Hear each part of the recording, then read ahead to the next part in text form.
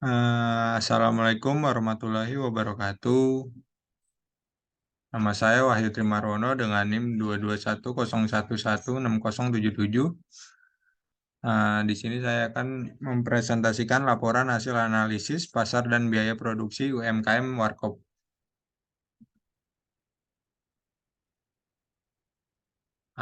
Di sini ada daftar isi. Yang pertama pendahuluan, tinjauan pustaka, analisis dan pembahasan, terus kesimpulan dan dokumentasi yang terakhir.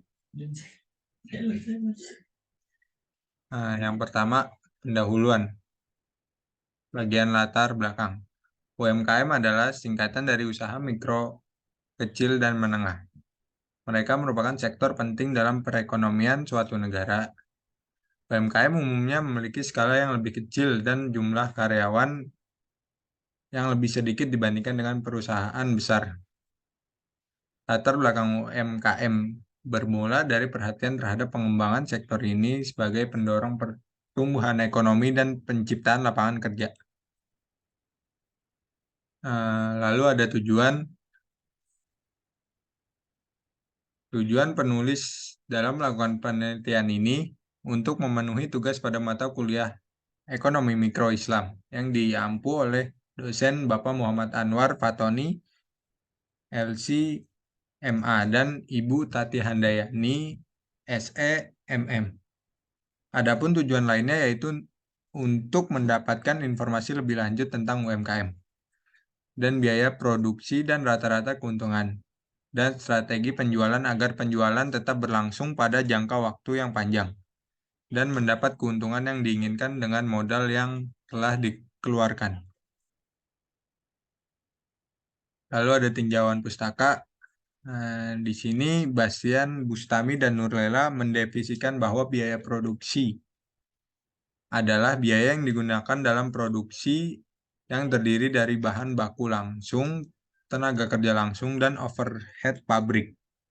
Lalu Mulyadi juga mendefinisikan bahwa biaya variabel adalah merupakan metode penentuan biaya produksi yang hanya memperhitungkan biaya produksi yang berperilaku variabel ke dalam biaya produksi, yang terdiri dari biaya bahan baku, biaya tenaga kerja langsung, dan biaya overhead pabrik variabel. Lalu ada biaya tetap. Di sini Usri mendefinisikan bahwa biaya tetap adalah biaya yang secara total tidak berubah saat aktivitas bisnis meningkat atau menurun. Lalu ada UMKM. Tambunan mendefinisikan UMKM adalah unit usaha produktif yang berdiri sendiri yang dilakukan oleh perorangan atau badan usaha di semua sektor ekonomi. Lalu ada laba. Di sini Ardianto mendefinisikan bahwa laba merupakan kelebihan total pendapatan dibandingkan total bebannya. Disebut juga pendapatan bersih atau net earning. Lalu yang terakhir ada omset. Di sini swasta mendefinisikan omset adalah akumulasi dari kegiatan penjualan suatu produk, barang-barang, dan jasa yang dihitung secara keseluruhan selama kurun waktu tertentu atau dalam satu proses akuntansi. Di sini ada analisis dan pembahasan. Fixed cost. Berdasarkan informasi yang penulis dapatkan, Bang Agus berjualan di suatu tempat dan terkena biaya sewa. Dan pada fixed cost ini juga mencantumkan beberapa alat yang membantu proses berdagang beserta masa aktifnya. Di sini kita lihat bahwa kompor dipakai selama 7 tahun. Harga satuan kompornya 250. Nah, kita hitung kan 7 tahun ada 84 bulan, jadi 250.000 dikali 84 hasilnya 2.900, dikali 1/84 hasilnya 2.976. Lalu ada saringan yang kita lihat di sini dipakai 2 tahun, harga satuan 15.000, perhitungannya 15.000 dikali 1/24 yang hasilnya 625 rupiah. Lalu ada barang-barang lainnya. Terus kita total fixed cost-nya itu ada 221.100 rupiah. Lalu kita lanjut, ada variable cost. Informasi mengenai variable cost di bawah ini merupakan pengeluaran pada pembelian bahan-bahan untuk dijual oleh Bang Agus.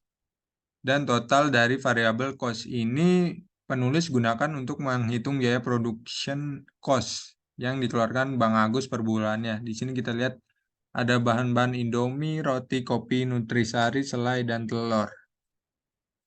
Di sini kita lihat ada 25 bungkus Indomie per hari. Itu terus harga satuannya itu 3.000. Lalu kalau kita perhitungan secara per bulan itu 2.250.000. Dan kita lihat barang-barang lainnya jelas segini dan totalnya 6.184.000 rupiah. Lalu ada production cost. Setelah ditetapkannya total fixed cost dan variable cost yang tadi, maka dapat disimpulkan bahwa biaya produksi Bang Agus dalam sebulan adalah rumusnya production cost sama dengan fixed cost tambah variable cost. Di sini fixed cost-nya 221.100 rupiah ditambah 6.184.000 rupiah. Hasilnya 6.405.100 rupiah. Lalu ada keuntungan atau laba. Dari hasil wawancara yang telah penulis lakukan bersama Bang Agus, laba kotor yang ia dapatkan dalam sehari adalah sekitar 600.000 saat pembeli sedang ramai dan mendapatkan keuntungan 300.000 jika sedang sepi. Jika dirata-ratakan, omset yang didapatkan dalam sehari sekitar 450.000 rupiah. Untuk menganalisis laba yang didapatkan Bang Agus dalam sebulan, penulis akan menggunakan rata-rata pendapatan dalam sehari. Sama ada omset per bulan, kita lihat di sini kan per harinya 450.000, lalu kita kali 30 hari, hasilnya 13.500.000. Nih, maaf ya Pak, kurang 0. Lalu ada keuntungan yang Bang Agus dapatkan per bulan. Di sini penulis dengan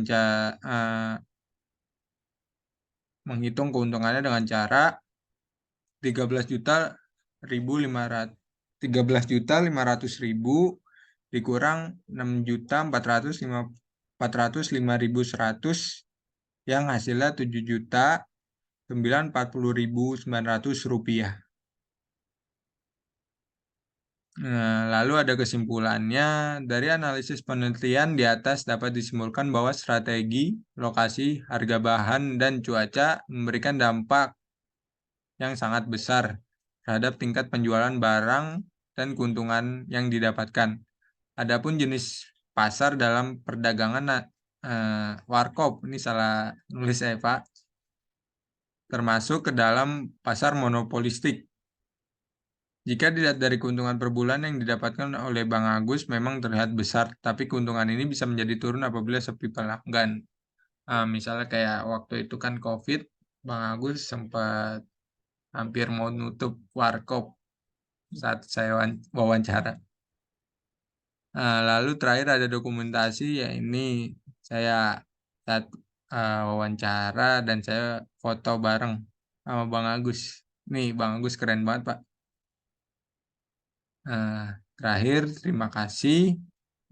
Maaf bila ada kekurangan atau kesalahan dalam kata-kata. Ya minta maaf yang sebesar-besarnya.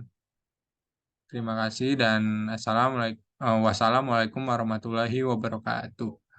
Terima kasih Pak, Bu.